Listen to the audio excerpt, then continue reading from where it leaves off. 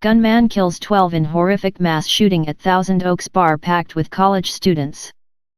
A gunman threw smoke bombs and rained bullets on a crowd of hundreds inside a Thousand Oaks bar Wednesday night, killing a dozen people including a Ventura County Sheriff's Department sergeant who was trying to stop the carnage. Authorities have not yet identified the gunman, who died in the incident, or any of the victims inside the bar. The gunman was dressed in black when he burst into the Borderline Bar and Grill, a country music-themed venue that is popular with college students, around 11:20 p.m., according to Sheriff Jeff Dean. Authorities said Sheriff Sergeant Ron Hellis and a California Highway Patrol officer entered the bar first and were met with gunfire from the suspect, whose identity was not immediately known.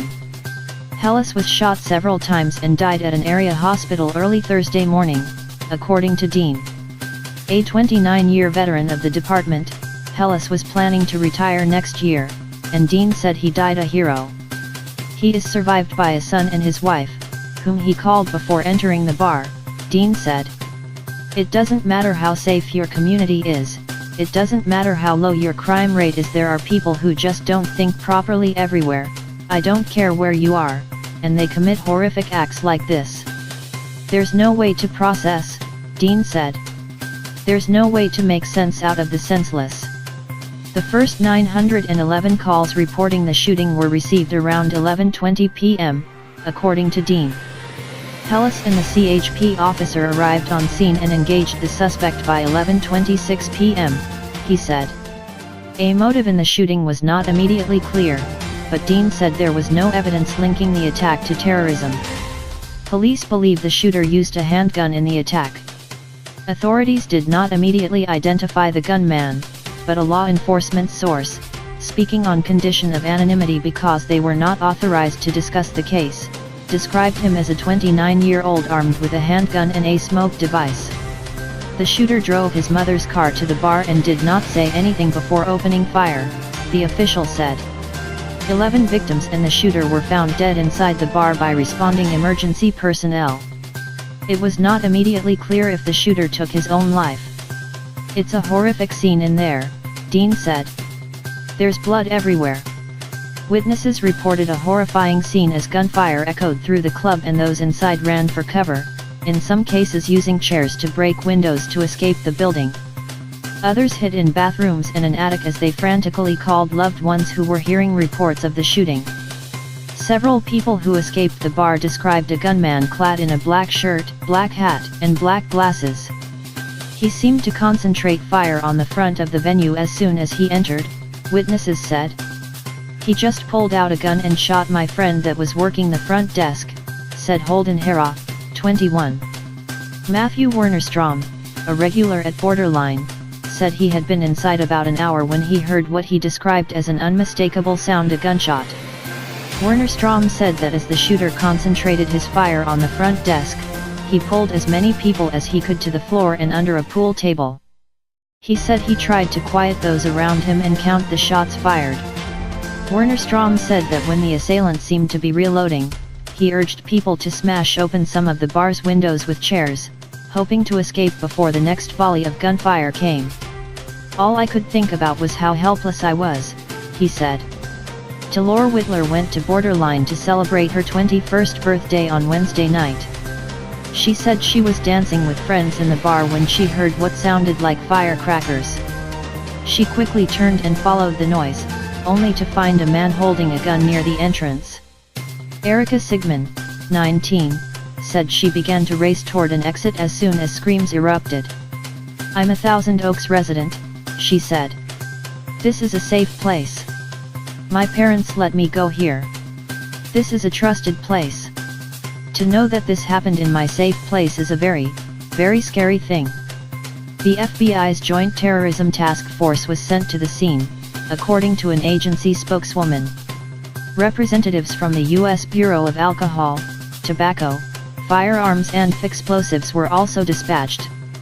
An additional 18 victims who suffered injuries while trying to escape, but were not shot, were received at area hospitals in the hours after the shooting, according to Ventura County Fire Department Captain Stan Ziegler.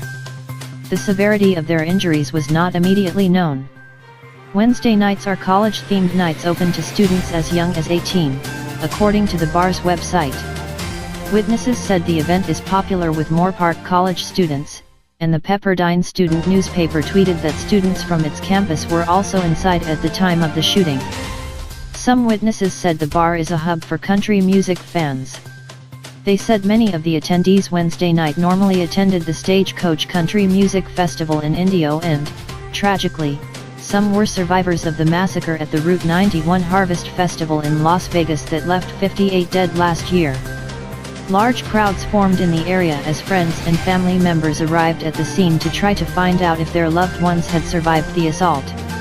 Some who escaped the gunfire could be seen frantically talking on cell phones, desperate to get information on friends or family members who may have been trapped inside. Others announced the names of the people they were searching for as they gave live television interviews. A hotline has been established for those seeking information about their loved ones, according to the Ventura County Fire Department, which urged people to call 805-465-6650. A family reunification center had also been established at the Thousand Oaks Teen Center, where Mayor Pro Tem Rob McCoy was seen around 3:30 a.m. McCoy embraced one couple as they walked up. Inside, he said, the mood was somber. He said officials do not yet have names of the victims. It's going to be real heavy when that information comes in, he said. At nearby Los Robles Regional Medical Center, friends and family frantically searched for loved ones they hoped were not among the victims. Adam Housley, who until 6 weeks ago was a national correspondent for Fox News, arrived at the hospital around 3:30 a.m. searching for his niece. A guard didn't let him through, saying the facility was on lockdown. He said his niece, 18-year-old Pepperdine freshman Elena Housley, had been at the bar with several friends. Her Apple Watch and iPhone still showed her location as being on the dance floor, he said. My gut is saying she's inside the bar, dead, he said. I'm hoping I'm wrong. Housley said he comes from a small, tight-knit family. But he's been on the scene during mass shootings before as a reporter. You just don't think that same stupid quote, you just don't think it's going to happen to you, he said. Some of those who were inside the bar recounted near misses with the gunman. Nellie Wong, who was also celebrating her 21st birthday on Wednesday night, said she dove to the floor when the shots rang out.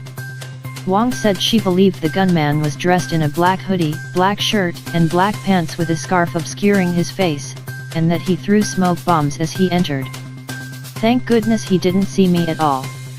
I immediately stopped moving, stopped breathing, said Wong, a student at California State University Channel Islands in Camarillo. Aubrey Ryan, 27, of Newberry Park, said she was in the front of the restaurant with at least 15 friends when a man came in and started shooting at the ceiling. She said the gunman shouted something but that she could not hear what he said. A friend threw her onto an outdoor balcony as the gunfire rang out so she could escape, she said. This is the second time this year Thousand Oaks has seen violence in a crowded area. In March, a man shot and killed his wife before attempting to shoot himself at the Thousand Oaks Mall. Around 1:30 a.m., dozens of people lined the sidewalk in Moorpark as police lights flashed through the darkness. Some sat on a concrete hill and watched from their perch. Employees and people who had friends inside the bar huddled together, some hugging and asking one another if they had any updates from loved ones.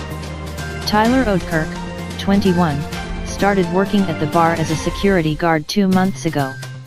He said he knew everybody at the bar Wednesday night because he was there so often, but he was struggling to reach friends. I can't get anything to anybody that's in there, he said. I had a friend call me in a panic thinking that I was there.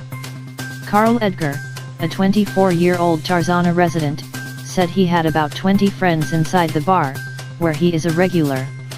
The bar is an extremely popular hangout for Moorpark College students on Wednesday nights, according to Edgar, who was speaking with friends who were inside when the shooting began.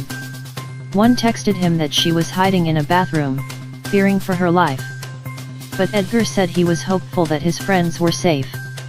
Some of them, sadly, had been through this before. There are a few people we can't get a hold of, but in these situations people usually turn off their phones to be safe, so I'm not gonna get too worried. A lot of my friends survived Route 91, he said. If they survived that, they will survive this. MW News. Please subscribe my channel. Thanks for watching.